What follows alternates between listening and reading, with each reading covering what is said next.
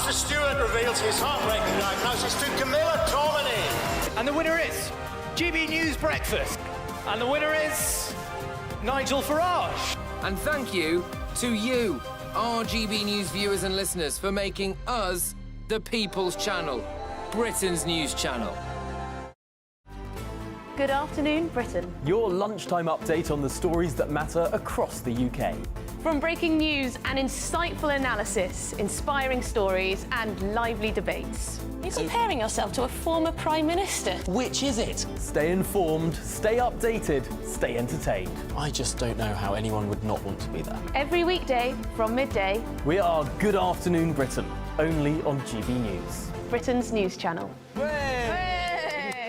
Hi there, I'm Michelle Dewberry and I'm going to take a second to tell you all about my show, Dubes & Co. We start off with the issues of the day. We then bring in both sides of the argument. We get rid of the disrespect. And then you throw me into the mix. And trust me, I'll tell it exactly how it is. And then, of course, the magic ingredient, you at home. We mix it all together and what have we got, in my opinion, the best debate show in town. Monday to Friday, 6 till 7 on GB News, Britain's news channel.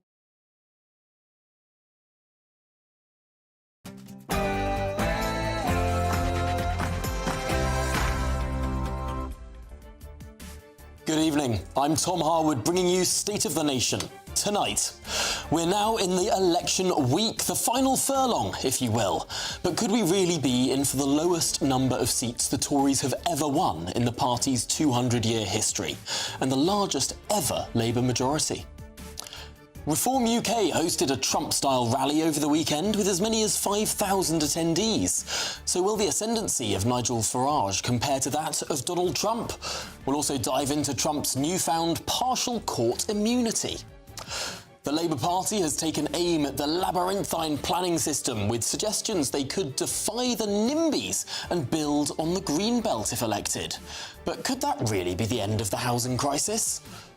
Plus, Marine Le Pen has wiped out Emmanuel Macron's party in the first round of the French parliamentary election. So what does this mean for the future of Europe? Find out shortly. State of the Nation starts now.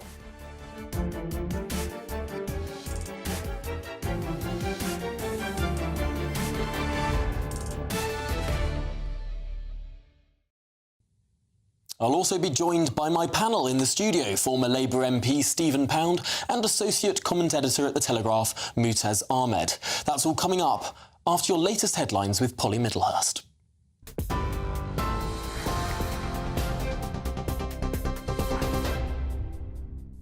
Tom, thank you, and good evening to you. Well, the top story from the GB Newsroom tonight is that Rishi Sunak says a victory for Labour in this week's election would see Britain's borders become the soft touch of Europe.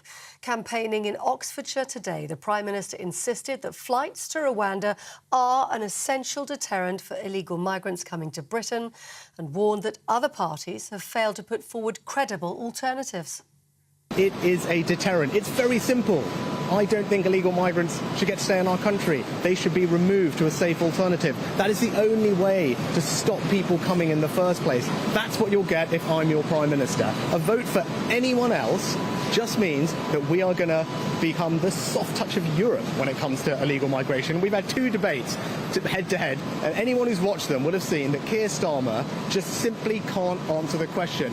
What would he do with illegal migrants that come to our country? He doesn't have a plan. I have a plan.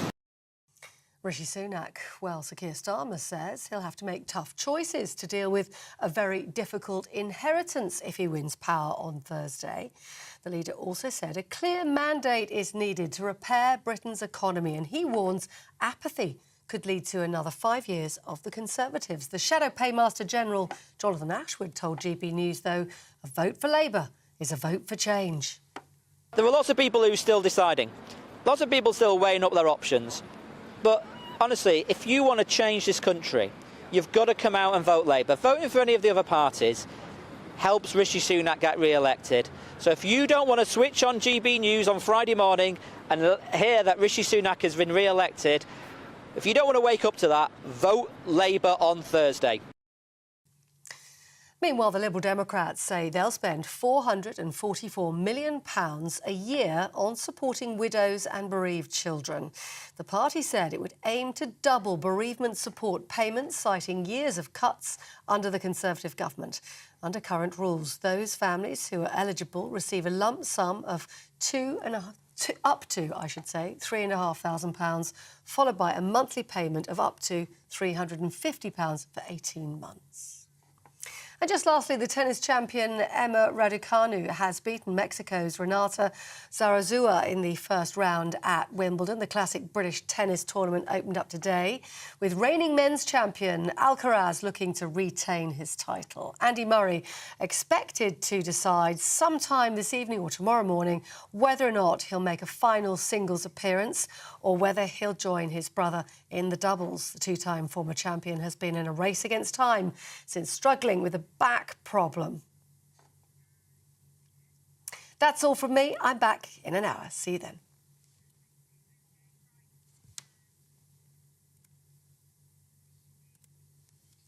For the very latest GB News direct to your smartphone, sign up to News Alerts by scanning the QR code or go to gbnews.com/alerts.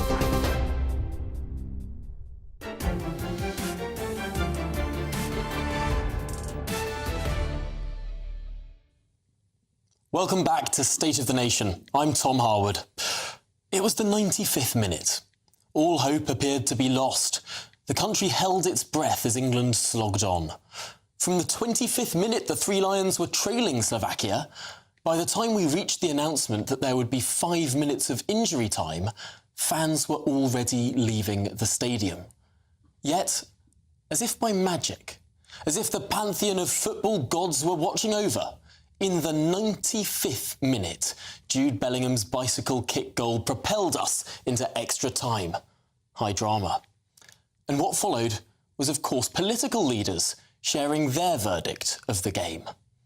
Rishi Sunak was quick to comment on the website formerly known as Twitter. The Southampton fan said, "It's not over until it's over," along with a picture of him throwing a celebratory fist into the air.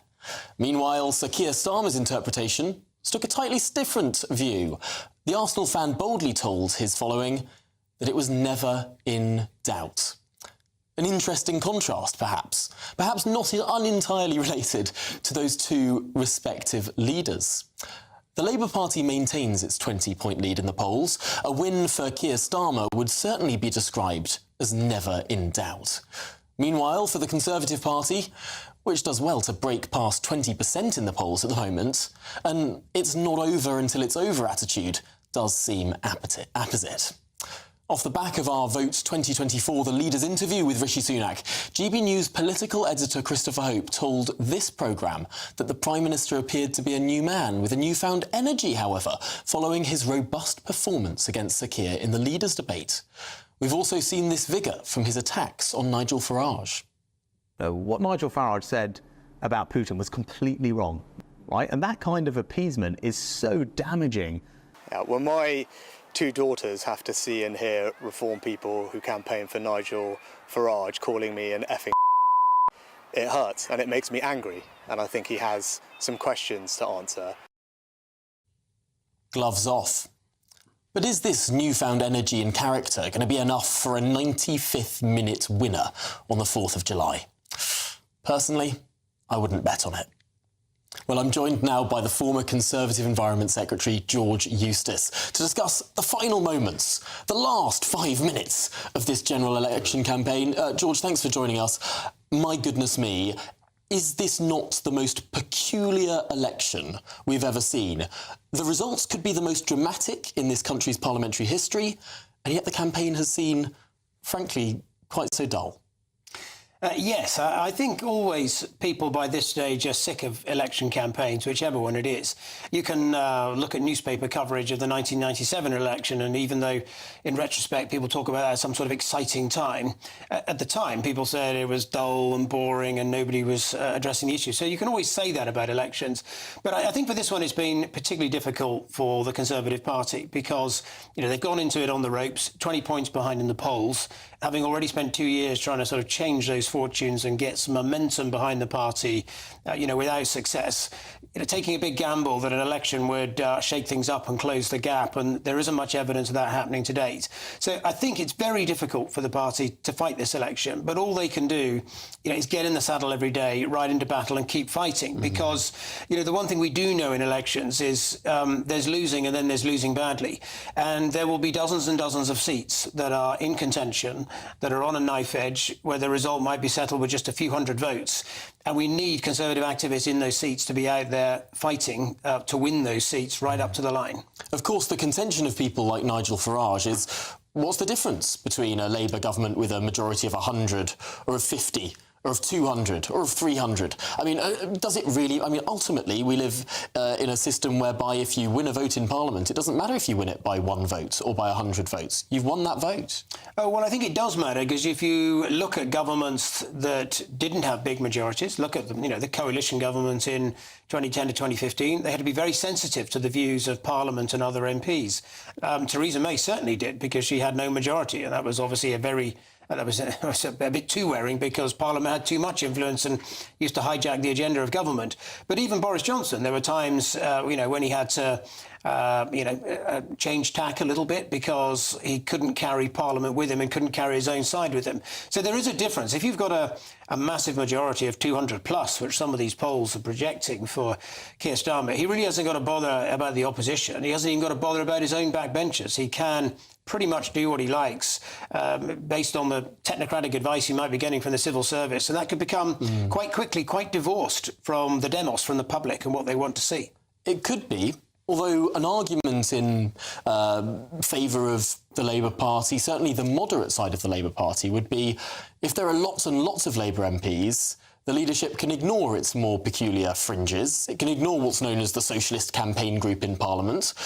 Potentially a larger Labour majority might be a more moderate government. Well, there is that argument, but it in essence it means that the leadership are more empowered to do whatever they want, because there will be a chunk of loyalist MPs who'll just go along with it at the end of the day. And it's much harder for people to launch rebellions. And sometimes that's a bad thing, though, because when governments try to draft legislation, and I saw this even in my time in government, they don't always get it right. And actually, Parliament does have a very important scrutiny role to play to amend legislation and to change it. And if you can't get talented former ministers able to muster a rebellion with 30 or 40 people and challenge the authority of the government, you don't get that kind of scrutiny of legislation. People just give up. And that's actually bad for your democracy at the end of the day. It'll be very interesting. I mean, after years of campaigning, you, of course, were a key part of the Vote Leave campaign, trying to restore the sovereignty of Parliament. Suddenly Parliament as an institution might become fairly irrelevant, have an issue of sort of rule by decree. Yes, although Parliament always has a habit of bouncing back quite quickly eventually. The thing is, having left the European Union, and we had decades of really being told what to do in multiple spheres of policy by the EU. Having now regained that control, we need governments, we need the civil service, we need Parliament itself to get much better at understanding the essence of the British Constitution. It's quite a sort of idiosyncratic beast in some ways, like a sort of idiosyncratic British invention, and you need to know what you're doing to be able to drive it properly. And I think sometimes prime ministers in the past of all parties have forgotten that, and they've started to become a bit too presidential, and we just don't have a presidential system in this country. And yet it has seemed like it's been a quite presidential election campaign. We've had head-to-head leaders' debates on television. And we've also, perhaps unusually, I think I'm right in saying that in modern history, both the leader of the Conservative Party and the Labour Party have been in Parliament for less than a decade. The collective experience of both of these leaders in terms of parliamentary experience is perhaps the lowest level we've ever seen. Yes, I hadn't thought of it that way, but that is true. But the thing about our system, and I'd rather it that way, by the way, than what we see in the United States at the moment, where both parties seem incapable of finding new talent and bringing that talent forward. The thing about the British system is it's not presidential.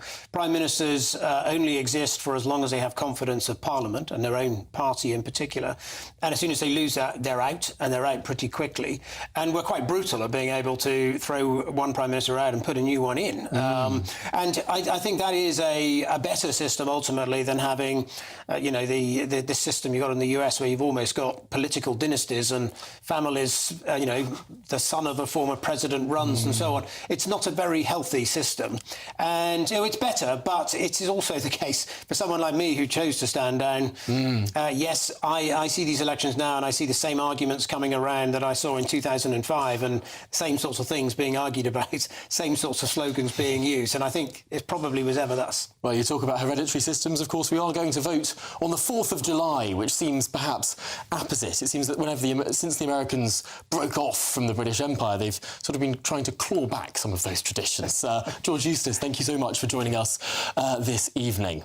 Joining me now is the former Labour Party spokesman, James Matthewson. Because, James, it is fascinating hearing what the Labour Party have to say. All of their communication is saying this is a close election. There are lots of undecideds. We're not going to win a big majority. Nothing's taken for granted. And yet you look at where Keir Starmer is campaigning. He is a man busying himself in seats that were held by the Conservatives even in 1997. Today, he was in Buckinghamshire in a seat with a 25,000 majority. Why are his words not matching his actions? Yeah, I mean, they know exactly what the strategy is here. And I mean, they are worried. There is some concern. It's different in different parts of the country, Tom. That's the problem. Because the coalition that Labour needs to hold together, as we well know, as well discussed in the media, is this complex coalition. And it's no more so at the moment than a coalition between those who are apathetic towards coming out and voting and those who are likely to turn out anyway. I've had friends this week say to me, oh, it's okay, though, because I've read it's going to be a stonking victory for them. I just don't need to come out, or I'll go on that last-minute holiday or whatever. It'll be fine. That's a real worry, especially to the Labour Party, who need those votes to turn out because they're not counted yet. They're not counted yet, although, my goodness me, the polls would have to be mighty wrong. Mighty wrong. It would have to be perhaps an industry bankrupting error for a 20-point lead to vanish overnight. Yeah, you're right, but that's people's intention. That's people who are going to come out and vote for it. If those people don't come out on the day, even if they've got the intention of supporting Labour and voting Labour, then you don't get the votes. It's as simple as that. So there is always the worry about turning them out. And the operation from the Labour Party around the country now, the focus is, and people are being asked in all the WhatsApp groups and everything that I'm seeing, to turn up and be ready for 5 a.m. to go. So as soon as, things open at 7 a.m., they've already got leaflets through the doors. And that's in most of the seats across the country. Now, we were speaking, of course, with George Eustice a moment ago, who was talking about the dangers of majorities being too large, of an over-powerful executive, of riding roughshod over perhaps the amount of scrutiny that our system really does need. Are there risks in what's being known as a supermajority? There are. It's funny, though, because I don't remember George Eustice being worried about that when Boris Johnson was on track for his supermajority. So it seems to be a majority of 80 by historic standards is not even Blair scale. Yeah, exactly. But still, at that point, I don't think when you're on the winning side that you're that bothered particularly about how, if you've won too much, let's be honest. I don't think it's something you ever hear politicians say. But you are right. Because there was a Conservative cabinet minister in 1983 who got into quite a bit of scandal by saying, we don't want to win too big a majority, it makes for bad government, although he ate his words on the night of the vote. Absolutely, exactly. As it comes to it, everyone knows where their loyalties lie at the end of the day. But I think with the party, the Labour Party in particular, it's very interesting because people forget that the Tory Party is very streamlined in its mechanisms and in its internal workings. The Labour Party is very fractious. I mean, this will come as no surprise to anyone, but it's fractious because it's made up of different components. It's made up of the trade union element. It's made up of those backers individually. It's made up of people with very different interests, the cooperatives, all over the place, and they all have different opinions on different things. So keeping them together anyway is difficult. Then you've got the electorate, and of course that coalition that the Labour Party needs to win. So there are lots. So when they're in power, the more people, the better to try and pass legislation. But I know some of the candidates, and I know there will be questions and there will be challenges to the leadership almost as soon as they try and pass legislation about different things. So, all the fun that we talk about, Tom, all the fun that we get to report on in politics, it'll still be there. But I think the more votes for Labour, the better chance of them passing progressive legislation. Well, it's interesting, of course. We spoke of Boris Johnson being in power for 10 years. He managed 3. Seeing that Conservative 29 coalition disintegrate has been perhaps too little remarked upon. But, of course, voters are becoming more promiscuous across the board, so perhaps we're just in for an era of big swings either way. But James Matthewson, really appreciate your time this evening. Thank you for joining us. Thank you to George too. Coming up, Reform UK held a Trump-style rally in Birmingham yesterday, attended by thousands. But how does the ascendancy of Nigel Farage compare to that of a man who's had a bit of good news today in the United States, Donald Trump? Patrick Christie's Tonight, weekdays from 9 p.m. The mystery surrounding the disappearance of flight MH370 has perplexed the planet now for 10 years. But now all of a sudden researchers at Cardiff University have piped up and said, oh, we heard a beep. Aerospace engineer, founder of MH370search.com is Richard Godfrey. Richard, are we going to find this thing? The new research is much more thorough and gone in much more detail. It is picking up acoustic waves under the water. It's not conclusive, but it's a good step forward. Is this a cover-up job of epic proportions? Do you think something quite sinister happened to this plane? Because it is all very odd. I think you're right. It is all very odd. It is. We have a lot of data, but we don't have the final analysis, and we won't until we actually find the wreckage. The Indian Ocean is a huge place, 77 million square kilometers. When we find the plane, we can recover the flight data recorder, the cockpit voice recorder. We can learn a lot more. Do you think someone might have shot it down? No, the plane flew until it ran out of fuel. The plane was perfectly in working order. There was an active pilot right until the end. So my only theory at the moment is the captain of the plane actually committed a hijack of his own plane. But until we find it, we won't be able to prove that. We are potentially a step closer now to knowing and to one of the greatest mysteries of recent times anyway, finally being solved. There's aerospace engineer there, Richard Godfrey. Thank you. Britain's election channel, the People's Channel. Weekdays on GB News. Wake up to breakfast every day from 6 a.m. Followed by Britain's newsroom at 9:30. At noon, it's Good Afternoon Britain. Followed by Martin Daubney from 3 p.m. Only on GB News, the People's Channel, Britain's news channel. Every Saturday, 10 till 12, we'll bring you all of the news that you need to know. We'll also remind you that there is so much to smile about. It's my favourite time of the week. I get to relax, enjoy some light-hearted stories, and let Ellie teach me about fashion too. That's Saturday Morning Live, every Saturday, 10 till 12. Only on GB News, Britain's news channel. I'm Christopher Hope. From pop stars to politicians, I'll interview anybody in a pub who's got a political opinion. Join me every Friday on Spotify, Apple Podcasts, YouTube or gbnews.com, or wherever you get your podcasts. GB News, Britain's election channel.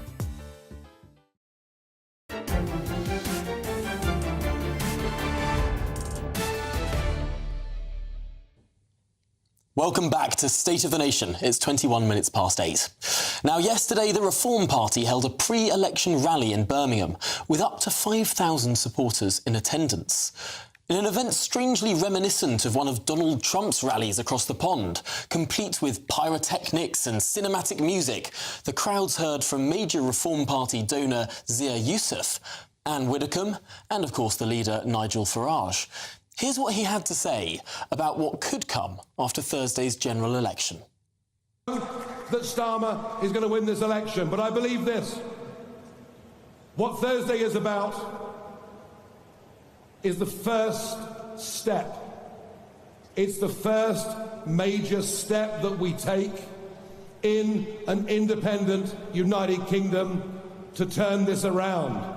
Britain is broken. Britain needs reform.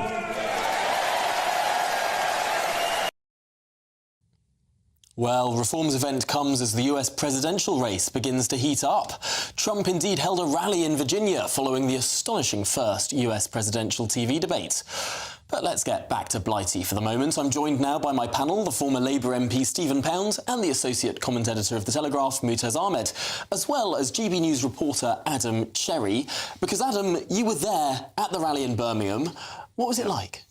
I think Nigel Farage put it as, you didn't see it in that clip, but he put it as the thinking person's alternative to Glastonbury. So that's how they see it, right?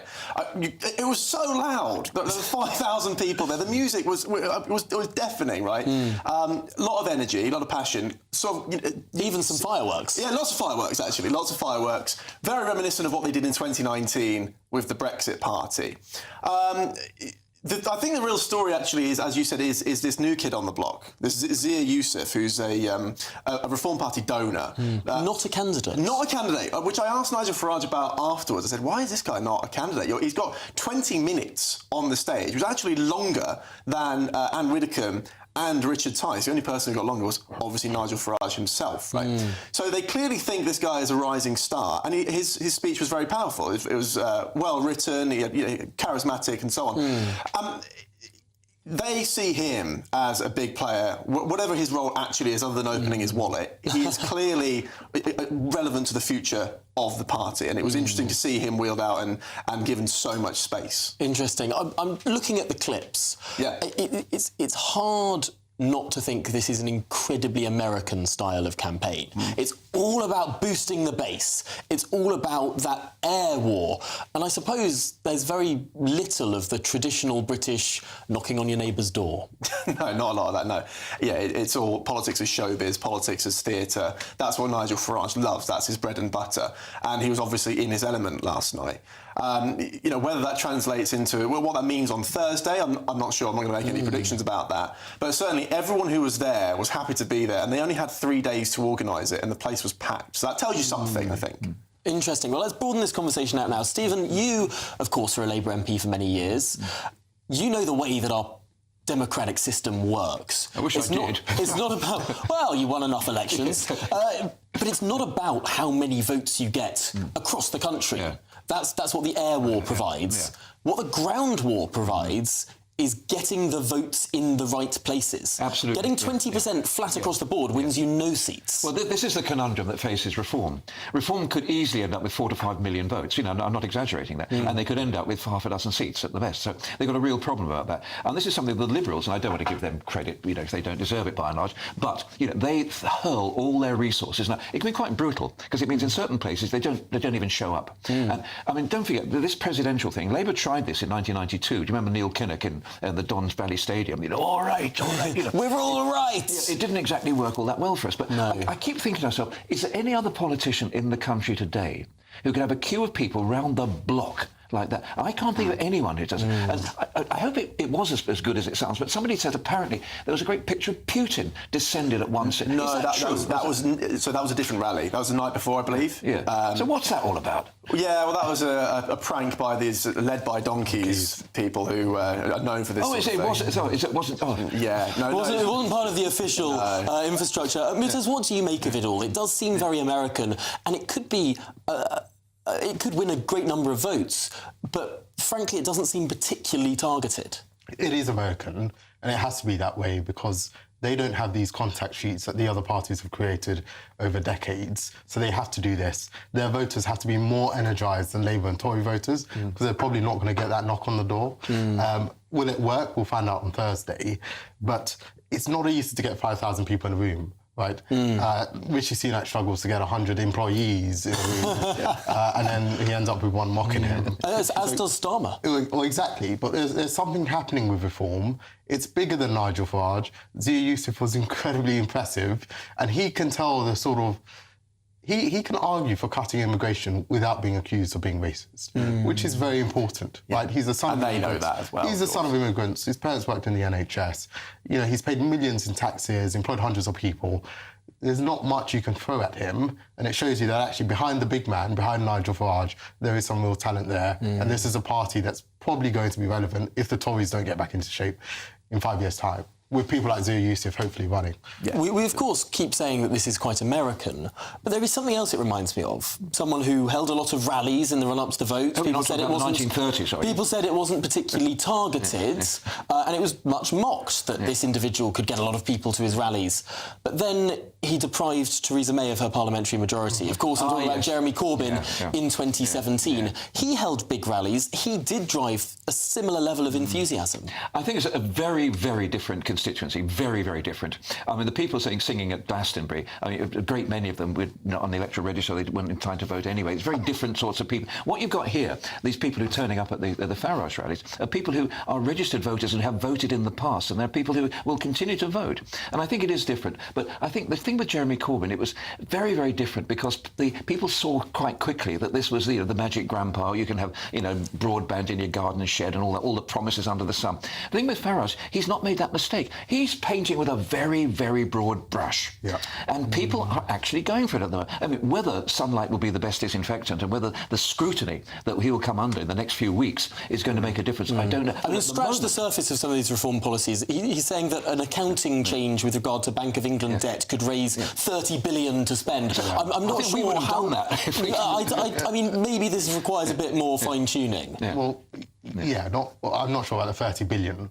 But just on the votes point, even if he does win millions of votes in the wrong areas, that matters, because we know that on election night, Nigel Farage is going to come out and make the case for PR. Yes. And if he wins... Proportional representation. Proportional representation. And if he wins 5 million votes and gets 2 seats out of it, that's a bloody good argument. And I suppose, Adam, one of the things is Nigel Farage will be looking at being a voice in Parliament no matter what the makeup of the numbers of seats are, and ultimately he will know that having millions of votes, even if it's just the one seat, that's an argument that probably means the Tories are more likely to want to talk to him to come to some sort of arrangement because they want those millions of votes. Yeah, well, this is part of his 5-year project, isn't it? As soon as we know the result on Thursday, we move on to the next stage of this process for him, right? So, and again, it depends on the makeup. I did ask him about this yesterday.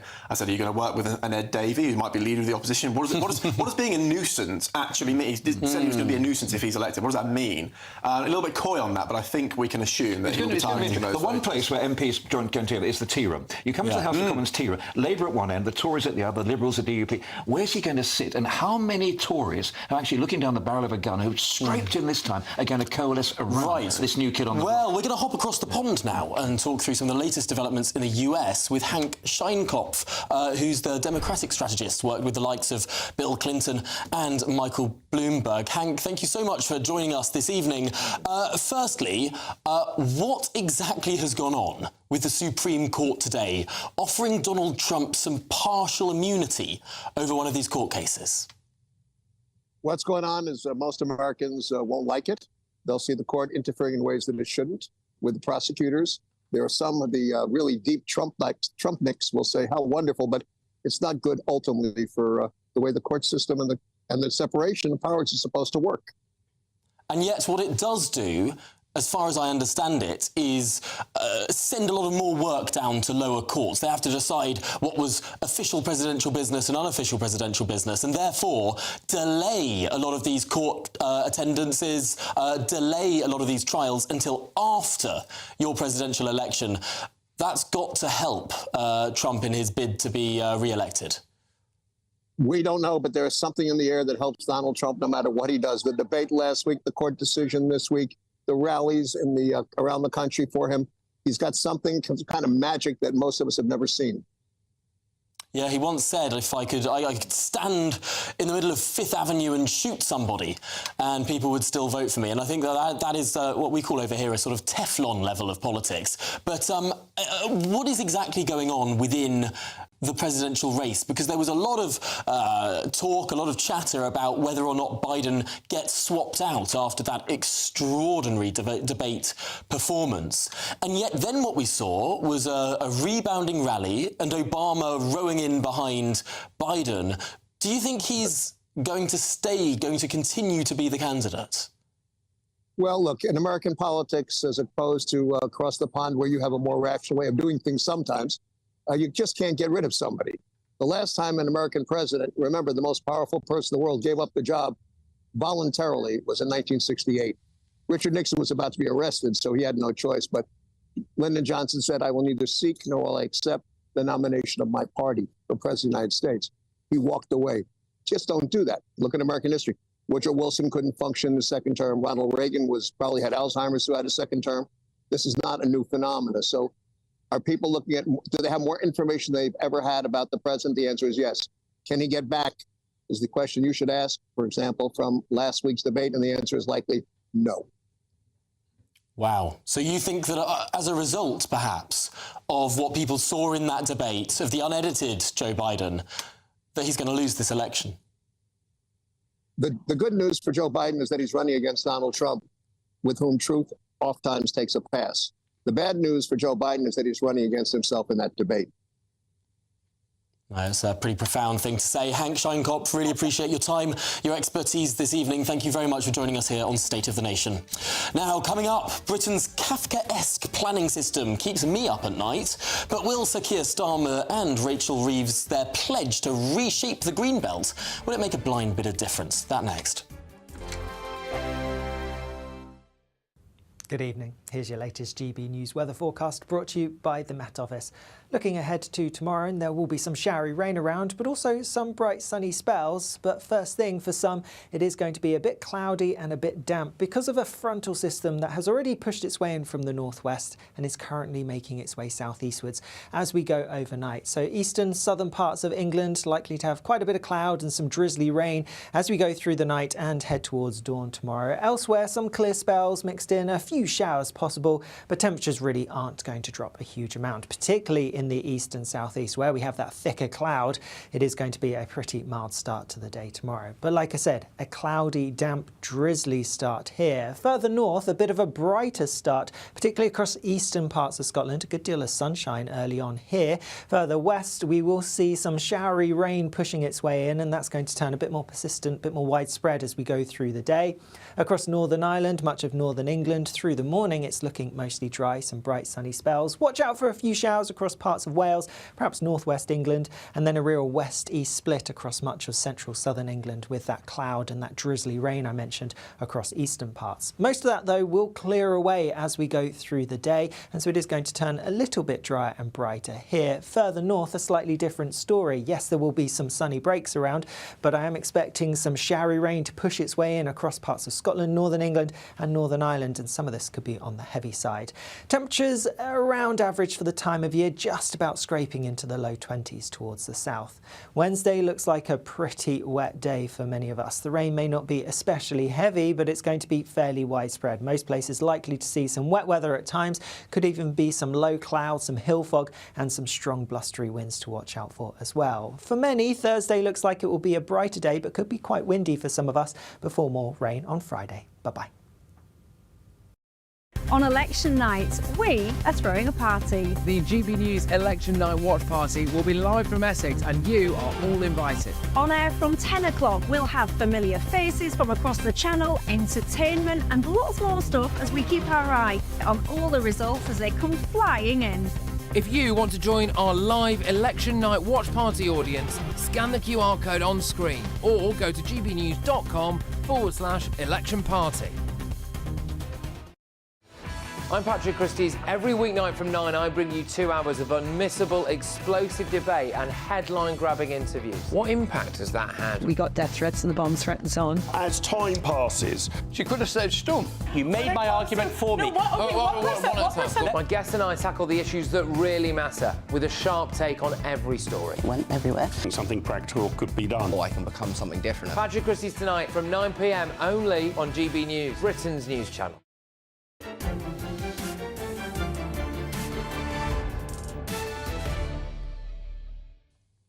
Welcome back to State of the Nation. It's 37 minutes past 8 and my name's Tom Harwood. Now, some of you may be aware that one thing that keeps me up at night is the UK's planning system. It's one of the worst in the world, lacking in clear rules or predictable outcomes. And where there are rules, such as building regulations, they forbid the best buildings. Did you know it would be illegal to build this building today? Why? Large Georgian-style sash windows, they've been effectively banned under Building Regulations 2021 Part O, which place restrictions on openable windows being too large for fear of people falling out of them. Yes, really. Well, there's no doubt that the planning system, alongside strict regulations like Part O, play a large role in Britain's housing crisis, and in making our buildings uglier too. But the Labour Party might have a plan to try and tackle some of these problems. Over the weekend, Sir Keir Starmer and Rachel Reeves suggested Labour would slash the planning labyrinth and enable building on the Greenbelt to ease the housing crisis. Would it work? I'm joined now by my panel, former Labour MP Stephen Pound and the Associate Comment Editor at The Telegraph, Mutaz Ahmed. Stephen, we're going to start with you. In the break, you were telling me about your past as a senior planning officer. Well, no, I was the chair of the planning committee. Chair of the planning committee. Yeah. So it's all your fault. Indeed it is, and I hold my hands up here. But look, here's the problem, Tom. Every single person wants to see more house building, they want to see more building, they want to see this sort of, the planning regulations torn up, but every single person doesn't want it done next to them. And this is the real problem. Michael Gove actually came out with some very, very sensible suggestions a few years ago when he was the Secretary of State in Planning and Local Government, talking about a lot of this land which we deify as green belt. It's almost sacrosanct, sacred land, simply isn't. And we need to, if we can either solve the housing problem or we can keep the countryside preserved in aspic where nobody can ever move around for it. So it's one or the other. You can't have both. And as far as I'm concerned, what Labour is talking about is an extension of the old brownfield site, the ex-post-industrial sites, but also parts around our cities which, quite frankly, we can build on and we should build on. Don't forget, previous generations built Welwyn Garden City, they built Letchworth, they built the garden cities, and it, by and large, it worked pretty well. And yet this is an incredibly contentious issue. Of course, people feel very, very strongly about whether things are built particularly near them, if there's adequate infrastructure going alongside it, how do places cope. The Labour Party yet hasn't spelled out all that much detail. Yes, which is potentially a positive if you want more homes built, because this grey belt stuff, they're calling it the grey belt. What is it? It's car parks in the green belt. It's not going to build 1 million homes. Their ambition is to build 300,000, which isn't much more than what we built during the pandemic, which makes you wonder if there's a secret plan somewhere that will come out the day after the election where, they change the planning system. They've tried to do the things that Robert Jenrick tried to do as Housing Secretary. It's actually an argument for a small Labour majority also. Why is that? Because if they win, a majority of 200, you'll end up with lots of Labour MPs in former Tory seats where there's lots of green space who will lobby for fewer homes. If there's a small majority where predominantly MPs are coming from urban areas, then perhaps that helps him not run roughshod over the green belt, but just take a little part of it. But here's an interesting thing. One of the problems we have in planning in London at the moment is that I've seen 4 or 5 big developments which cannot be allowed because there simply isn't enough power in the national grid for them. I can think of 2 big ones at the present time where the electricity people have come back and said, we cannot provide you electricity. Isn't this interesting? It's an infrastructure issue. You're quite right. This isn't just housing. This is planning. It's not just houses that you can't build very easily in certain areas. It's also grid infrastructure. It's also data centres. It's also lots of different elements of our economy. And so perhaps the Labour Party might be radical here. But But whenever a government has tried to be radical here, I mean, Nick Bowles, when he was housing minister, in the coalition government tried to get it done. He was defeated. Then Boris Johnson, of course, tried to do it with Robert Jenrick. He was defeated. Liz Truss even partially tried to do it within her investment zones. They had planning deregulation within them. And what happened? Well, charities like the RSPB came out and said you're going to destroy bird habitat, so you can't build anything. I mean, ultimately, there are going to be big interest groups that come up against Starmer here. The best and most effective Prime Minister we've ever had in this country when it comes to actually grasping the nettle of this was Harold Macmillan. Harold Macmillan built more houses than any other Prime Minister in the history of this country, and he actually laid the groundwork for the garden cities, and what a marvellous idea they were. You know, Stevenage and Letchworth are great places. So we can actually do that if the will is there, but somehow we have to get through this. I mean, I hate to use the word NIMBY because it's such a cliche, but that is the reality. But hang on, Steve, and I'll bring Mr. in this, because the issue necessarily isn't people objecting to local development within their area. I mean, that's rational, that's in the self-interest of people, their own perceived self-interest, and it happens in every country around the world. The issue particularly is in the United Kingdom. We give more power to these veto players than any other country does. It's much more easy to prevent development here than it is elsewhere. So perhaps it shouldn't be about smashing the NIMBYs, but about rebalancing the veto system. Exactly, and you have to take more power centrally. You know, the government should be able to build whatever it wants in the national interest anywhere. Hang on. What if a newt might lose its habitat? Surely we can't have a new nuclear power station. A great-crested newt. Sorry to newt, sorry. But look, if you go to one of these council meetings, you realise that, you're right, the bureaucracy is a problem, but it doesn't just allow people to object, it encourages them to object. And it's all geared towards objections. I don't know how you change that, but it starts with the government sort of overriding some of that. And yet, Stephen, what the Labour Party is saying is that it will reclassify some areas of the Green Belt and centrally say there's going to be a new town here and a new town here, although they're not telling us where those new towns will be, I might add. But they're not saying they're going to change the system. Well, at the moment, the system is actually fairly robust. If you're doing a planning application to a council and they don't approve it within a set time, it goes through automatically. So there is there's a lot of regulations in place. And by and large, I would swear this planning in this country is not corrupt. You know, I mean, 16 years I was on the council in Ealing, and I never saw anybody take a backhand. I just don't think it is corrupt. And simply it isn't. But, and here's the real question. How do we actually square the circle? If you and I went onto a doorstep and said to somebody, we're going to actually take away your right to object to somebody building a couple of doors down from you, we're going to have it devolve to the Mayor of London or to the Secretary of State, they would not give you their vote. So this is the problem. On the one hand, you've got the shibboleth of democracy. We're going to say everybody should have the right to object to their next door neighbour's sash windows. On the other hand, you say, actually, no, don't stand in the way of progress. We want to have proper flame-proof flipping windows. Well, there we go. It's an intractable problem. We're going to have to leave it there because we've got to get to France. Yes, after the break, we'll be going live to Paris in the wake of that shock election result that has seen the rise of the populist right and the near implosion of Emmanuel Macron. This is GB News, Britain's news channel. Recent polling suggests dentistry has become the hardest NHS service for patients to access, within NHS treatments still 15% lower than pre-pandemic levels. So a YouGov survey reveals that more than 70% of Brits describe seeing the dentist as difficult, compared with 64% for GPs and 42% for A&E services.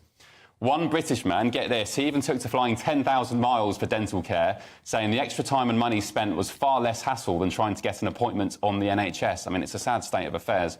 And a shocking 1/5 of UK adults have also admitted to trying DIY dentistry, including the old trick of tying string around a wobbly tooth and slamming it in the door so it comes out. So should people be more careful when taking their teeth into their own hands? That is one of the problems. Obviously, population growth makes it much more difficult for people to access NHS services, but they need to then catch up on the other side with dental services and increase the amount of dentists and access to dentistry, and especially NHS dentistry, obviously. What's the cut-off age for free dentistry on the NHS? So it is 18 years old, but there are exemptions around maternity, pregnancy. There's some free care around pregnancy. We saw some data a few weeks back about the number one cause for child admission into A&E is tooth decay. I mean, that was shocking when I read it. It's really bad, and what happens is kids with multiple decayed teeth, they basically have to be put under general anaesthetic, and then all those rotted teeth have to be extracted under general anaesthetic. Like, if those baby teeth start going crooked, then the adult teeth start going crooked as well. So it is important to look after the baby teeth. It's really important. I think they should make it more central to their policies. Definitely. The People's Channel. Congratulations to the GB News winners at this year's Trick Awards. And the winner of Interview of the Year is... Alistair Stewart reveals his heartbreaking diagnosis to Camilla Tormini. And the winner is GB News Breakfast. And the winner is Nigel Farage. And thank you to you, our GB News viewers and listeners, for making us the People's Channel, Britain's news channel. This election night, we're putting on a party. And you are invited. We'll be here with you. Following all the twists and turns. As well as all the live reaction from our election night watch party. With our GB News lineup. And as morning breaks, we'll be here with breakfast from 6 a.m. As it becomes clear who the winners and the losers really are. Vote 2024. Thursday, the 4th of July. Only on GB News. Britain's election channel.